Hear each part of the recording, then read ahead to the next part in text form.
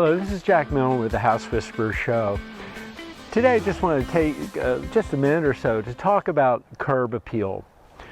When I was conducting home inspections, the first thing of course I'm going to do is roll up to the front of the house and take a look at it. You know, how's the lawn look? How are the shrubs planted? Have they been groomed?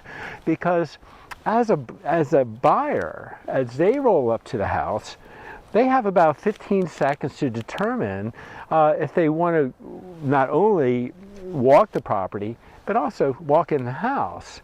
So this curb appeal is critical because the realtor is going to turn around and say, do you want to go in? Now, when I was teaching in real estate, I tried to emphasize to my buyers, walk the property. Walk the property first before you go in, because sometimes the outer appearance is going to say, well, the backyard's a little bit too small for kids. Wow, it's got a swimming pool. I don't know if I want a pool, but at the same time you say, wow, it's got a pool. So the curb appeal is so critical that if the front of the house was a disaster, then you may talk to that realtor and say, you know what, let's move on. This one's not really, you know, piquing my interest. But at the same time, inside that house could have been perfect.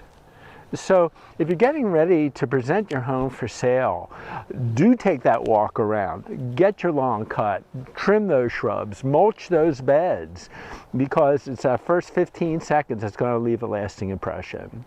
So if you like the content, hit the subscribe button, hit that like button, and if you'd like to get a copy of my monthly newsletter, hit that subscribe button as well, and we'll make sure you get it. See you next month.